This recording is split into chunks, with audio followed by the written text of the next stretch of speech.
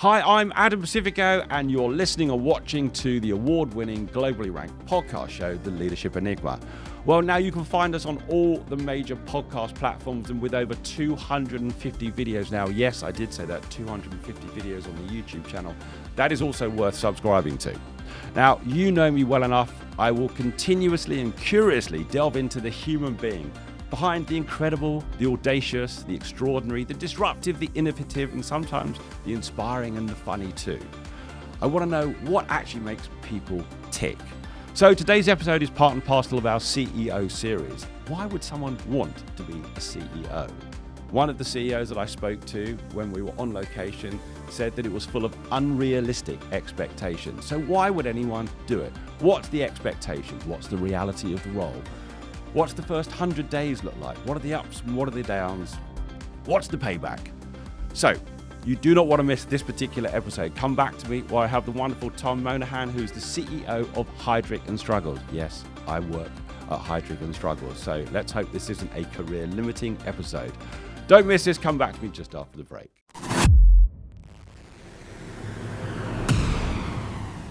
Hi, I'm Adam Pacifico, and welcome to The Leadership Enigma, a world-ranked, award-winning podcast that's insatiably curious as regards what leaders do, how they do it, and importantly, why. We'll delve into the human doing, but even deeper into the human being and the power of human-centered leadership to drive sustainable change. So whether you're an entrepreneur, business owner, corporate executive, each week we speak to global experts, academics, rising stars, ambitious upstarts and disruptors, as together we will discover that success leaves clues.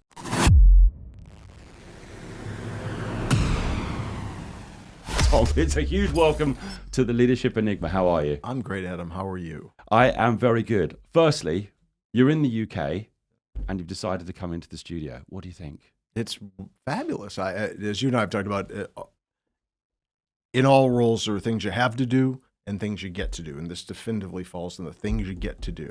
We are, you and I and our colleagues at Heidrick, along with our clients, are co-creating what it means to be a leader. And this is we're kind of catching an evolving dynamic and having a conversation around what we're seeing, how we're seeing leadership change, how we're seeing that grow and impact is really exciting. Well, we're going to delve into all things leadership. That really is the sweet spot for this show. And I was very, very keen to get you into the studio. I know that you'd listened to us, flattered you've listened to a few podcasts. You might remember, do you remember you sent me an email and you said we were doing, I think it was a Heidrick Business Academy event running. And actually they were sending you some materials because you were going to open it up. And then you actually sent me an email and you said, look, I'm actually getting your podcast now as homework in preparation for the business. Do you remember that? So it was, again, a good homework. Good homework. Not, it's the sort of homework you want to do, not the homework you have to do. Which is great. Okay. This is going to be part and parcel of the CEO series. And it's always, I think, humbling and flattering every time I talk to every single guest who takes the time to come in or just spend the time talking about what they do and how they do it.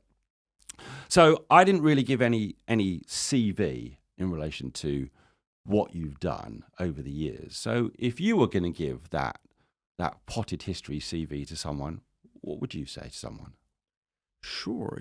I've had the privilege of serving in a couple of different leadership roles. Yep. Usually in businesses that combine, the first ingredient is always exceptional people, and then supporting them with great content, great data, great technology.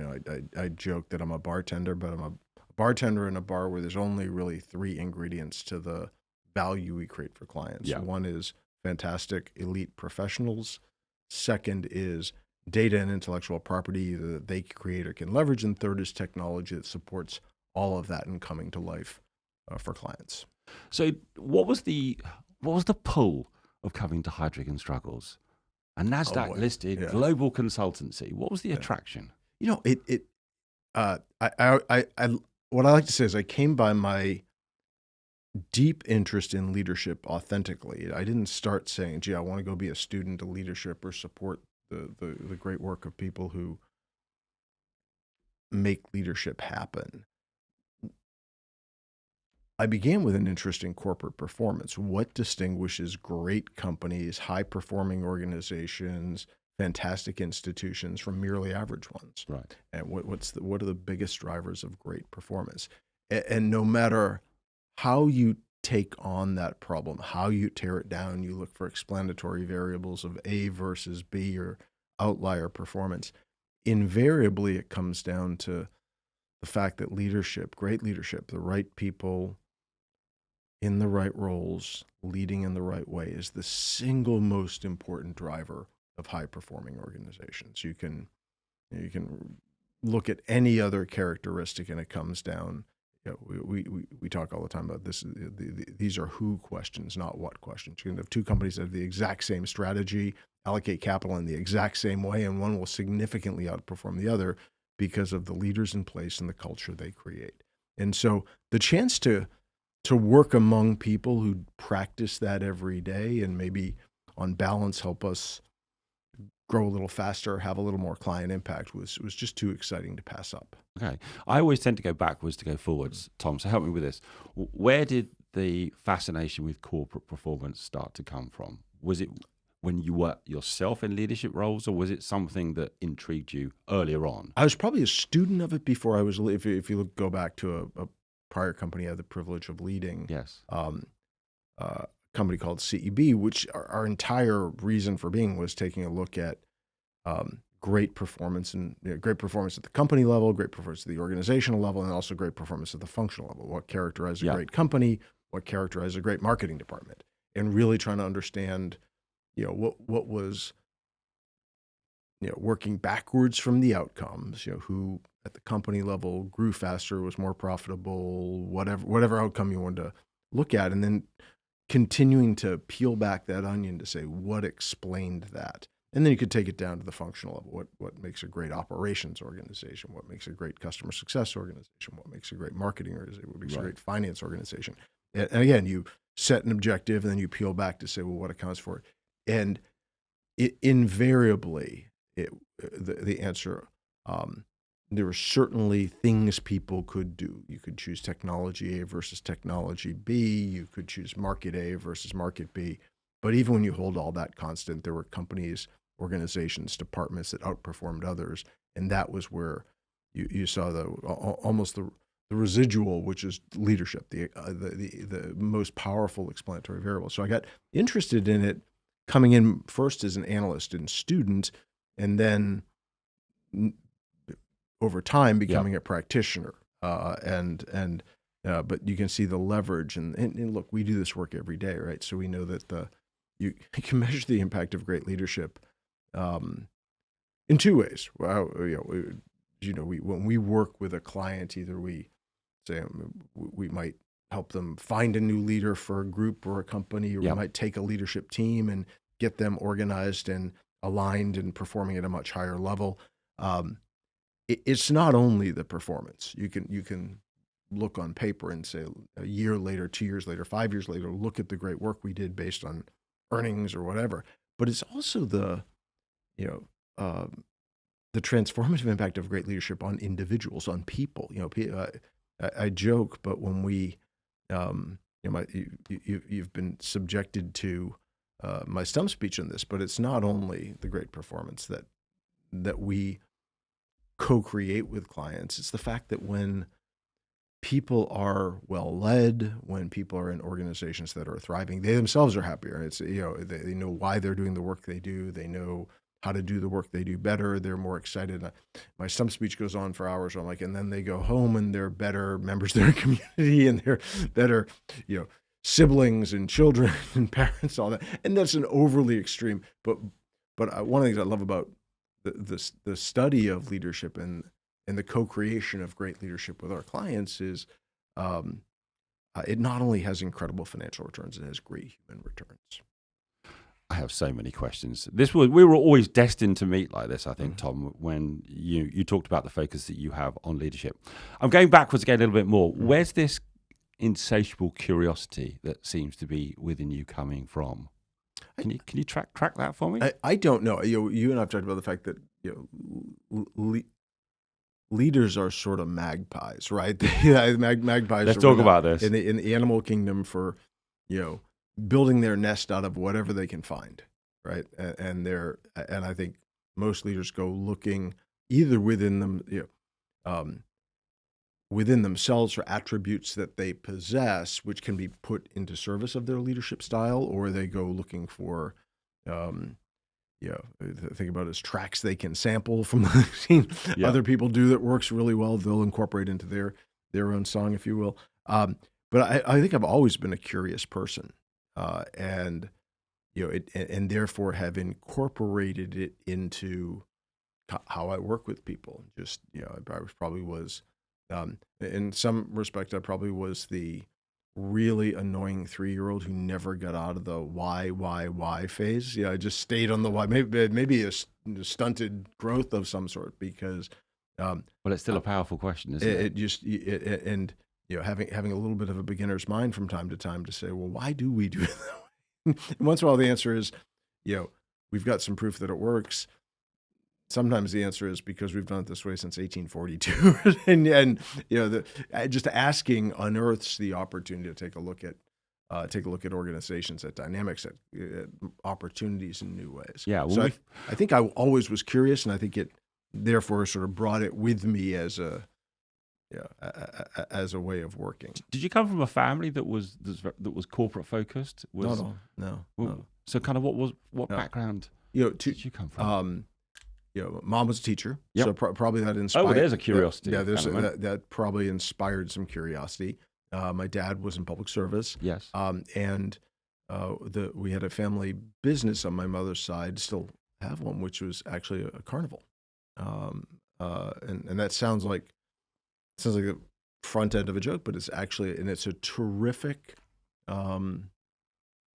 It's a great business to be in, because talk about you kind of roll into town and make people happy. Right. So when you say carnival, you are talking quite about a proper. Carnival. Yeah. Oh, well, tell me a little bit more about that. Wow. It's I had the chance to work in it a little bit growing up, and it's from a practical leadership standpoint, it's a fascinating space, because you have both. Think about the games that you'd play. That's more of a services business, right? Those are exceptional people who interact with people to say, hey, come play this game versus that game, come do this. And then you have think about the rides. They're almost more like manufacturing, right? They're capital equipment. Yeah. They have to be safely maintained, properly taken care of. You can, and so it's an interesting business in that you have lots of stuff going on for, it has it's more complex than some multinationals, because you've got very different things going on. So it's a great.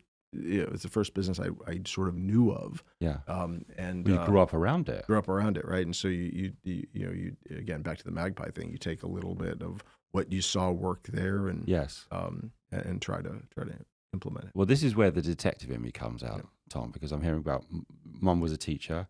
Maybe there's that learning and the curiosity. Mm-hmm. You said your dad was in public service, Mm-hmm. so there's a service element there, Mm-hmm. and then from the carnival, that's quite a human offering, isn't it? Because of the interaction with people, and highly entrepreneurial. So I'm starting to see what is you took almost from your Magpie status that suddenly became the leader that you turned into. At what point did you start to maybe consciously draw from experiences in life or things that you'd learned and said, this is going to be part and parcel of who I am as a leader? Did that ever become conscious, or did you just in some ways organically start to build that nest? There's something kind of funny where we've hit a theme now. Haven't we? There's something kind of interesting, and I'll try to capture it, but I don't know when this light bulb went off in my head. Probably later than it should have. But you start thinking about any organization, and you think about all the different ways you can allocate resource and all the different resources you have stewardship over. Yep. The best thing about people is they're kind of the only thing inside an organization you suddenly realize that can be worth a lot more next year than this year. This is an absolute state-of-the-art microphone. And it will never be worth more than the day it was purchased. Yeah. And in 5 years from now, there'll be a better one, and there'll be a conversation about does this need to be upgraded, or can we get one more year about it? I don't know when. I don't know enough about great microphones to know when that but is. It's depreciating from the moment you buy it. Yeah, and every piece of software sort of that you install in your company, by definition, at some point in the future, someone invents the better platform, and then you're looking at it saying, boy, do we need to upgrade that? If you do your job with people, they can grow faster than the organization. They can grow in capacity. They can grow. They can have multiplicative impacts on people. And at some point, as a leader, you wake up and you're like, wow, that's pretty cool. Like, of all the ways I can spend my time helping helping the human capital that I have the chance to influence compound its value, really is it's exciting because you're mentoring people. You hope you're half the time you're just helping them find the resources they need to be successful. Often you don't have the answer, but you might know who has the answer. And you get excited about that and say, okay, I want to, I want to help that happen. I want to, the title of the podcast is absolutely correct in that leadership is an enigma, but there are, you can make progress on it. So you start to look and say, well, boy, how do I help people grow? How do I, it can be one of the crass questions, which is how do I get more out of people? But then once you say, well, wait, it's not just about getting more out of people, it's about getting more out of people and having them be twice as valuable and twice as energized and twice as committed next year at this time. And that's when you start to say, well, how do I do that? Who's done that for me? What have I seen? Who else does it? You start that Magpie process of looking around to say, well, what can I draw from that's part of me? Yeah. And what can I try out and steal and borrow and adapt that I've seen other people do to be successful? And I think working backwards from that insight, which is, wow, if I do this right, the people I'm working with can do even more next year. We'll be able to accomplish more as an organization next year. They'll have impact on the people around them, and the value of what we collectively do can go up pretty meaningfully. And so once that penny dropped for me, I said, oh, that's something worth spending time on. Well, I agree with you. And let me just ask you a question on the kind of this Magpie theme, because I quite like the idea of this nest. Has there been a skill or a capability that you found that you've drawn down on a lot in your life? It's something that's always helped you in relation to either a North Star, or it's just helped you navigate some of the challenges. So I'll give you an example. Curiosity has always been, I think, a big theme for me. It helped me as a trial lawyer. I think it kept me safe as an operational police officer. And I think in the work that we do now, it's highly useful just to be curious all the time. Is there a standout for you that's something that's always helped you? When I sort of, read 360s or look at feedback, one theme that comes back again and again is framing conversations, framing problems. Like what, not solving them, but being able to say, okay, what exact problem are we trying to solve? Yeah. Let's get really specific around what are we talking about, so we can channel all the collective energy of a group into solving this problem. What is, think about, it's ironic in almost every type of situation I've been in, whether it be in business services, sort of data and analytics, even leading university. Yes. Fast starts matter. Let's think about a university. A student who gets off to a fast start is much more likely to thrive. A client who has a great first experience is much more likely to grow across time. And getting really taking that insight, which is a data point, and you dimension it out a little bit, going really deep into what exactly are we solving for here? Is it they don't have time for us? Is it we're competing with time? Is it it's hard to figure out how do they, but getting the collective energy and brain power of a team to focus in on the highest value part of a problem or opportunity seems to be a thing that that people value. And there's probably two parts to that. One is making sure that we're, I'm going to misquote Einstein here, but there's some quote that says something like, if I'm given a problem to solve, I spend 50 minutes on defining the problem and 10 minutes solving it. And I think to some degree, if there's a thing I spend a lot of time thinking about is saying, well, before we jump to doing, let's actually, what problem are we exactly trying to solve? How will it look different a year from now if we really break the back of this problem? What would twice as good look like? And then, because done right, I'm not saying I always do it right by any stretch of the imagination, but done right, you get a whole bunch of people working together on a very specific problem as opposed to ideating. What would it look like to create a solution that absolutely in perpetuity was 3 times as valuable for this client need as anything else? And that's a very different question than what can we do for clients, right? Because that's a very long, that can be a long conversation. So I think that's I joke sometimes the most important job a leader has is the shrink ray in their tool belt, to say most huge problems have a highly leveraged part that really requires some focus. Yes. Our most huge opportunities have some very specific thing we have to get 100% right. So if we put our energy there, it will have huge value. And it's one of those places that can help galvanize people, and it helps people, and again, I wish I could say, and I'm usually the one to solve it. I think the data would suggest I'm actually just about never the one to solve it, but I create the conditions sometimes for a solution. Well, this is interesting. I mean, only yesterday, Tom, I had a CEO of a global company say that whatever the size of the problem, he thinks it must be able to be solved by 5 people in 5 weeks. The right people. Yep.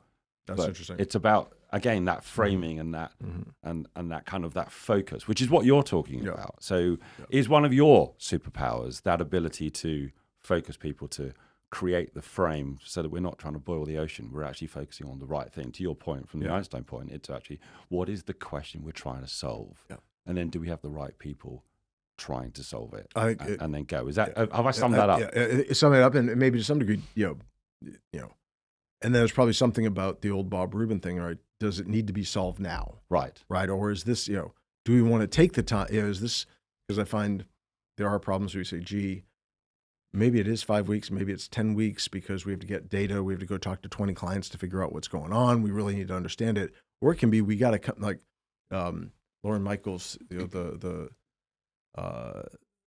the person who conceived and still leads Saturday Night Live, always says the show doesn't go on because it's ready. The show goes on because it's Saturday Night Live Saturday night at 11:30. Right. And to some degree, is this one of those problems where, with whatever set of resources we've got, we need to make a decision? Yes. Or is it one where we say, the caliber of decision goes up materially if we can obtain this information, right, and then have a conversation.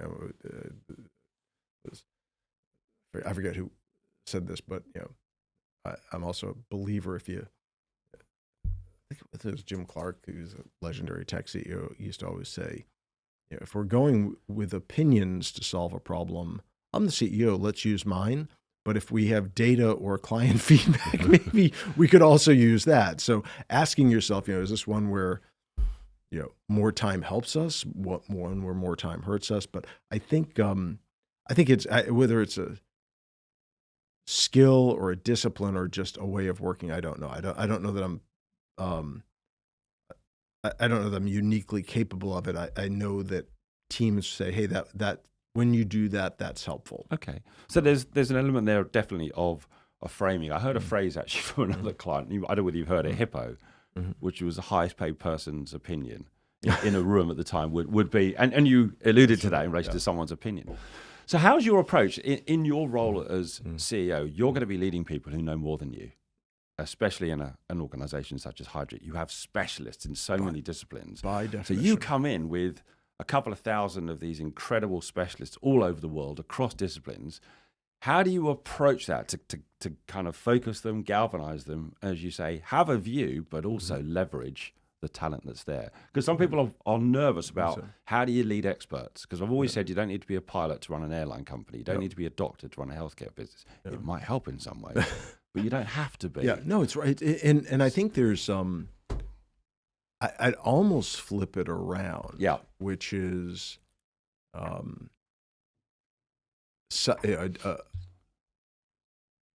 I had, at a prior organization I joined when we were very, very small, Yes. and we grew, and that was exciting. And I went through probably a phase as we grew of being the person who kind of from time to time was the expert in how we did things. And that really, I had to almost, what I was an expert in is the way we used to do things, not the way we should do things going forward. And I could actually feel that I was sort of getting in the way. So I think, what is your job in leading experts? And by the way, I'll just as a side note, most everyone who moves from manager to leader is leading. Think about the number of CFOs who are tax experts and accounting experts and treasury experts and M&A experts. There's limits. By definition, you're always going to have things you've done and things you haven't done. Yeah. And every day that goes by, you're out of date on every dimension of that, right? Because whatever the latest and greatest was when you did the job is no longer the latest and greatest today. And AI must be compounding that as well. AI compounds Tom, that, right? absolutely. And none of us can keep up with that exponential learning. So what tools do you bring to leading experts? You try to listen, try to figure out how do we define impact? Let's say our business. How do we define impact and success with clients? And what are the ways we can do more of that and have bigger impact, and start to get a sense of what leverage points there are that collectively lift the whole. I'm not going to make anyone better at what they do, but I can make us better at leveraging the collective ability of the firm, and make the other thing you think about in leading a people organization is you want to be the place where the best people come to do their best work. What characterizes that environment? If it's a culture conversation. Yeah, it's a culture conversation. It can be. It's how does it feel to work there? Do you have the right tools to do your job? All those things, right? Yeah. You said something to me. I'm feverishly making notes here, Tom, as you can see. That's the trial lawyer in me coming out now as well. You talked about a fast start. Yep. So let me ask you some questions about what it's like to prepare for a new CEO role, because I was one of a couple of thousand people who were expectant in relation to, there's a new CEO coming into the business. So I remember chatting to an amazing CEO who's the CEO of Kenya Bank, one of our clients, who said the role is full of unrealistic expectations. And he approaches the role with huge humility, and there's also great opportunity. So it's a little bit of a paradox to it. What's the mindset that you had in preparing to start the role at Heidrick Struggles, where you think to yourself, I'm going to be introduced, I'm brand new, I'm going to have to unveil myself in some ways to everyone, not just to the external market. What's going through your mind where you're the new kid on the block, but with a huge amount of experience? Where do you start? Yeah, it's an interesting look. We're a public company, so you can develop some hypotheses, get questions you want to ask or think about, which is you're recognizing many leadership assignments don't have sort of 20 years worth of financials you can go through, and whether an accurate predictor of what you're about to find, it at least is, it's an aged treasure map, if you will. It's sort of, there's something there, so you can start there, just get a picture of it. Making sure, probably the most, Will Rogers famously said, it ain't the things we don't know that get us in trouble. It's things we know that just ain't so. Right. And so, making sure you really come to it, not presuming you know anything about the work, and being okay to be it is humility point is absolutely right, because you have to be almost courageously humble to say, I have to admit, I don't really understand this. I have to admit, I don't. Can you take me a level deeper? Can you slow it down? I don't know what that acronym means. Yes. And there's both value to me from asking those questions, but once in a while people will say, now that I think about it, there may be a different way to, if you really are just creating space for people to share with you, sometimes they'll create insight by virtue of, looking, kind of stepping outside their work and looking back at it with me. Yes. You can create some, but I think the first thing is that humility to almost be courageously curious and to risk looking silly, and to risk, try not to read the thought bubbles over people's head, which is this person's kind of a dope because they don't understand, really what we do, and they're theoretically a grown up. So that's the first thing. The second thing is to learn as much about and I had a little bit of a cheat sheet at Heidrick because I had been a client. Right. Well, that's going to help. But there's also I think one of the most dangerous things a CEO can do is be a focus group of one. Right. That's even worse than the Hippo principle. Now I'm the highest paid person in the room, and I'm the client voice, which is I think Tom Murray and I, as we stepped into our leadership roles, were really careful to remember, though we had been clients, we had been but two of literally thousands of clients with thousands of situations. Not the perspective. But making sure you actually get a little, if you sort of look at what you're probing for as a new CEO, is you have some group you serve and a set of needs they have. Like, what are they trying to get done? What do they want to do? And you got a whole group of talented people who are trying to meet those needs. And you happen to have a current set of ways of doing that, but you almost want to pull all the way back and say, what are clients, and easy. Let's take our search business as an easy example. A client comes to us and says, hey, I need a new CFO, or I need a new chief marketing officer. I need a new chief revenue officer. That's not what they need, right? When you start talking with our teams and our clients, what they're saying is, I need to grow faster. I need to grow more scalably. I need, there's some broader need, or I need, some, and I think that is probably the second. The first step is just really understanding what we do. The second is trying to get really close to not just how clients use us, but what needs they have and how they happen to meet them today, because there may be other things we can do for them. There may be ways that there are other things they use besides us to get those done. So spending time on that's really important. I think just really understanding, both how clients needs manifest in our system. What do they buy? What do they use? But also just what are they trying to get done in their job? So I think those are two disciplines.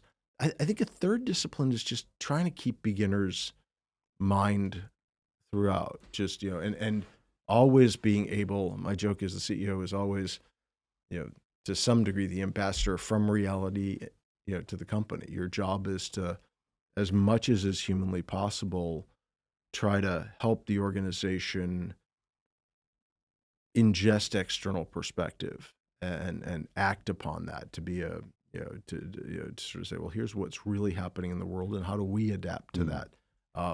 Most organizations don't get to make the weather. They have to respond to and be built for the weather they encounter, and making sure you're always keeping an outside, what's going on in the outside world, because we're going to have to thrive no matter what comes our way. And the fourth thing you do is you try to get a sense of just, I think like any,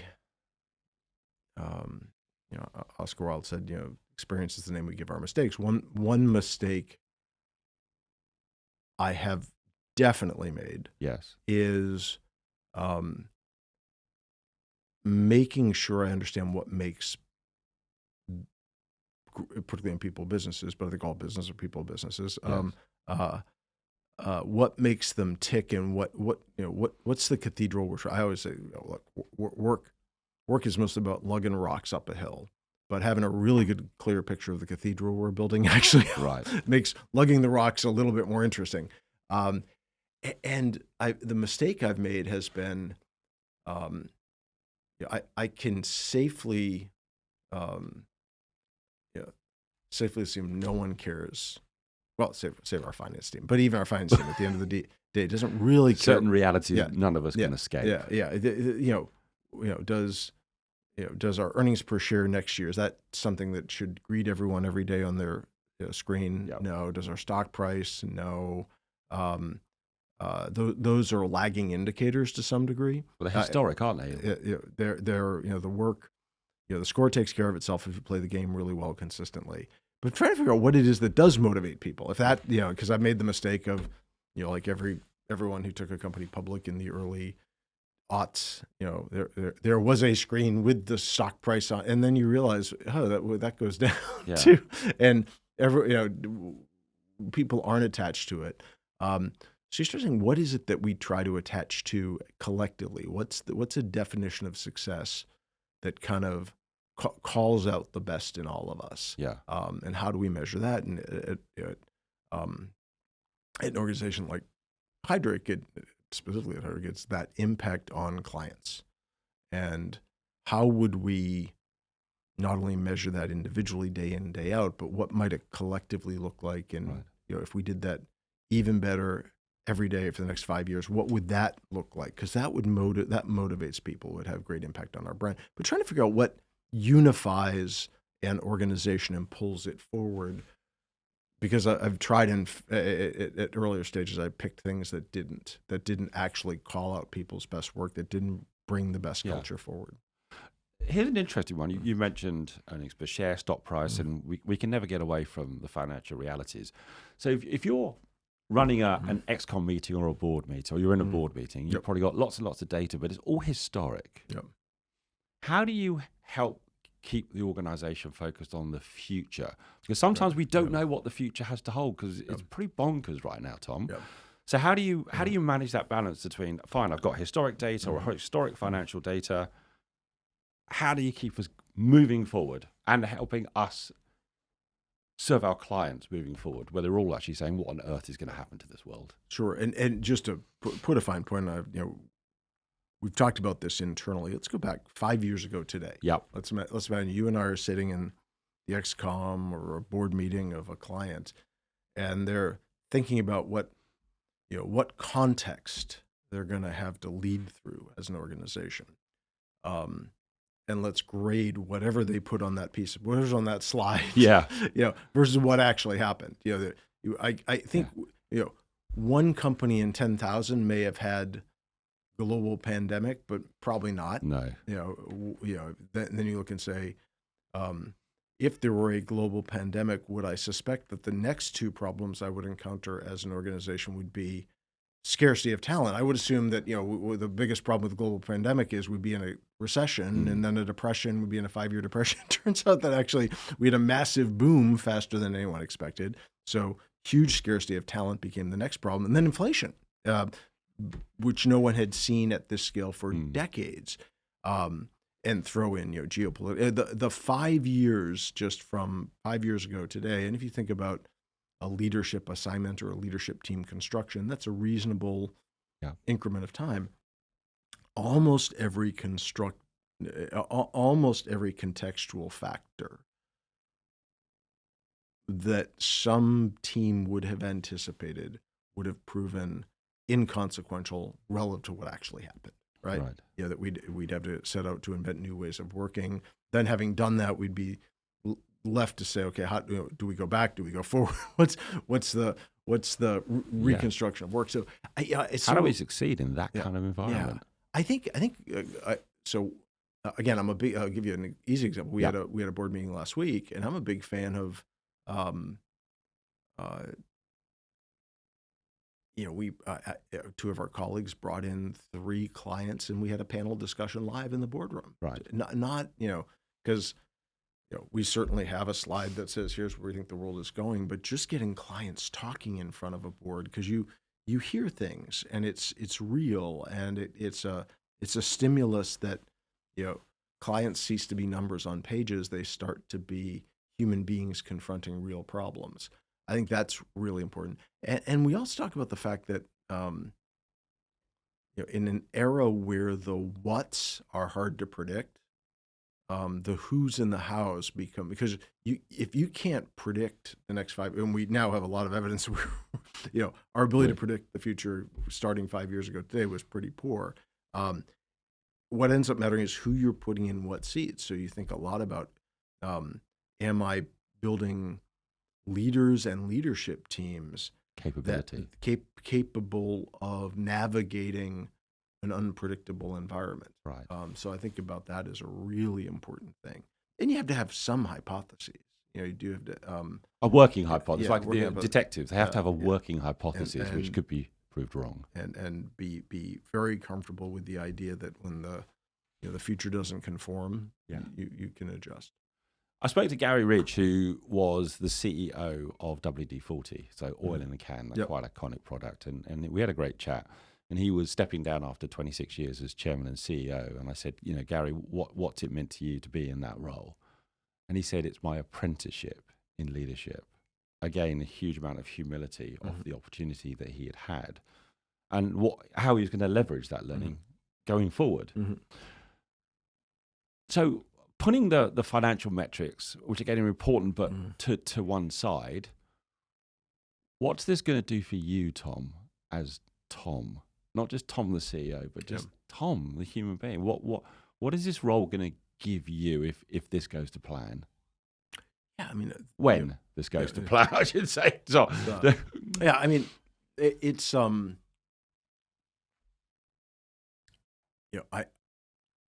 I am excited when you can find ways as a team and an organization to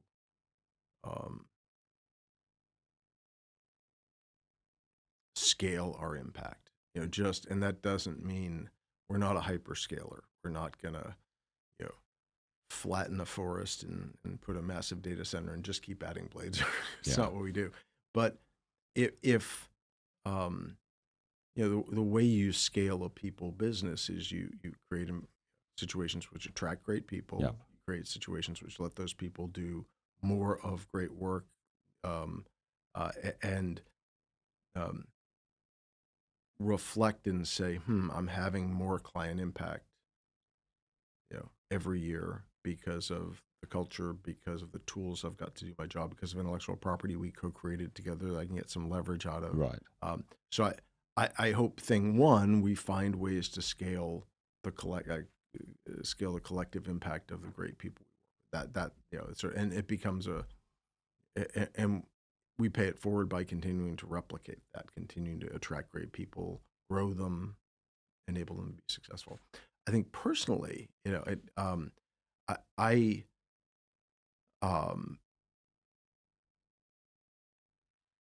was it Descartes who said, knowledge is like a ball expanding in space, where what you know is inside the balloon, but the surface area is what you don't know. So the more you know, the more you don't know. I hope my balloon gets fuller because I have this chance to work with all these great people working on all these really interesting client problems. Yeah. And I hope at the end of it, I say, wow, there's a whole lot of problems it's only opened my eyes to things I don't yet know enough about. So I'll have an opportunity to kind of stay curious. And I think you want, I gotta be honest with you, you want to laugh a lot. Like, work should be, ultimately, this is great work. This is great work to do. It attracts great people. In some really pedestrian sense, you want to say, we had incredible client impact, and we actually had some fun doing it. We had fun with the clients. We had fun with each other. We could laugh at our mistakes, learn and grow from them.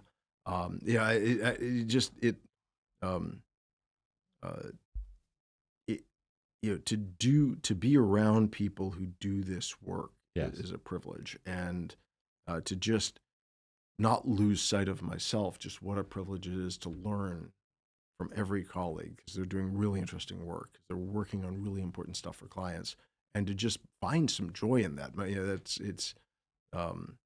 It's the ultimate.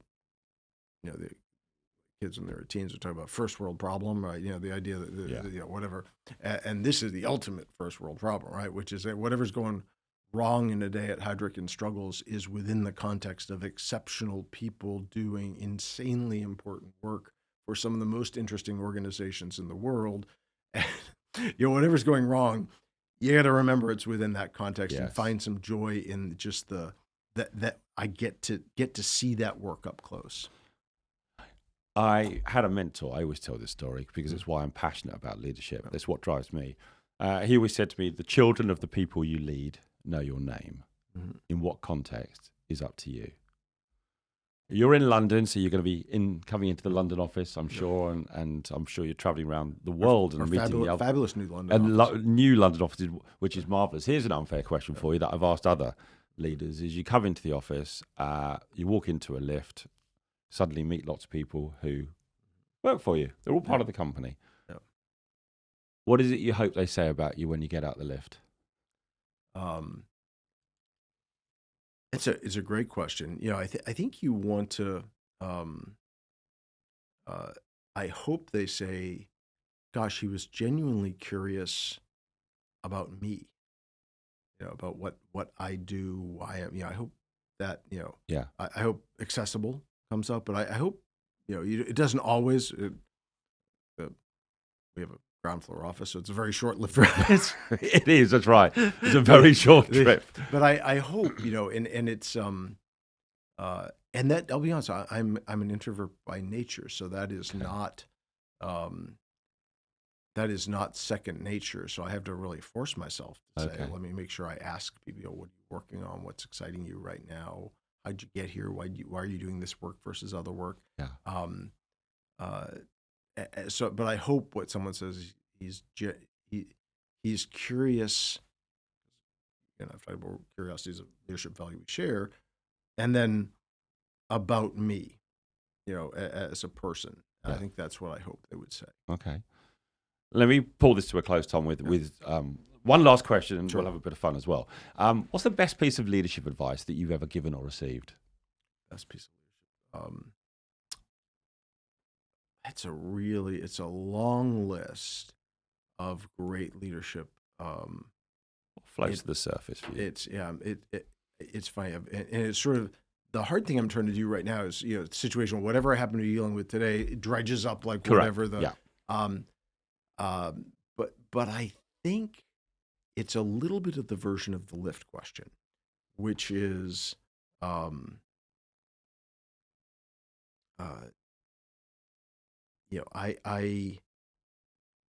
My 10th meeting of the day is the only time that person will interact with me. It's my 10th meeting. It's there and that can be with investors, it can be with journalists, it can be with team members, it can be whatever. But just remembering that that is that every the best piece of leadership advice I've ever gotten actually came from a somewhat inebriated aunt of the bride at a wedding who said, anything, because it was a beautiful wedding, and I said, wow, this is really spectacular. She said, anything worth doing is worth overdoing.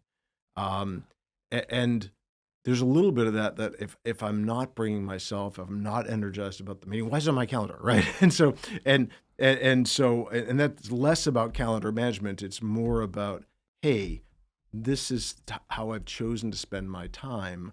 I need to be my best self in that meeting. Because, I'll give you the moment I got that advice was, I was running a prior public company. Yep. You're constrained by financial regulation that I have to. If I meet with you first thing in the morning, and I meet with someone else, last thing in the afternoon, I can't tell you different things. Reg FD says fair disclosure says I have to tell the same story to everybody, and it gets pretty boring to tell the same story to 10 different people.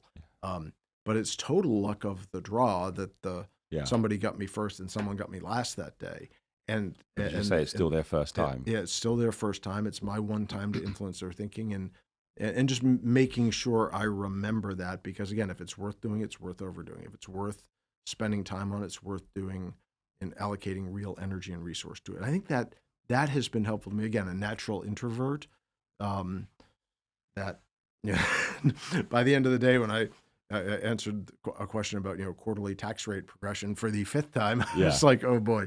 But just making sure you're there, you're present in the moment, you're honoring the person, and you're committing yourself fully to that moment. It sounds horribly Zen, but there's some truth to it. Well, which is why I'm glad you agreed to come into the studio and have this conversation. Now, let me ask you this 30-second quick fire round. You ready? Yep. Okay, here we go. So you decide. Train or plane? Depends where I'm going. Okay, well, cook or do the dishes? Cook. Vacation or staycation, Tom? I'm a vacation person. All right. Funny story or one-liner? I really love stories. Yeah, me too. I'll agree with you on that one. How about owe money or owe a favor? I actually like owing favors, because not just but the opportunity to be of service is important. Okay. Time machine or magic wand? I told you these would be bizarre. I definitely a time machine. Okay. Speeding ticket or parking fine? Parking fine. Okay. Air guitar or air drums? Ooh, interesting one. The closest I've come to athletic greatness is at a brief moment in time at the 2016 Rio Olympics. I played the air bongos with such zest. I made the bongo cam. So that's the air bongos. That's my Olympic career. Well, there you go. I'm going to have to change that completely, aren't I? American football or soccer? Oh, that's unfair, isn't it? That's American football. Oh, is it? Okay, fair enough. Traveling east or traveling west? Yeah. You're going to say depends on the starting point, right? It depends a little on the starting point. Although there's something fun about traveling west because of time, right? So you're a little bit like, you feel like you're stealing time a little bit sometimes. Getting some back. Listen, Tom, thanks very much. I hope you've had some fun coming into the studio and chatting on the leadership in Inc. Has this been good? It's been great. Thank you so much for your time. I appreciate it. Thank you. All right. Take care.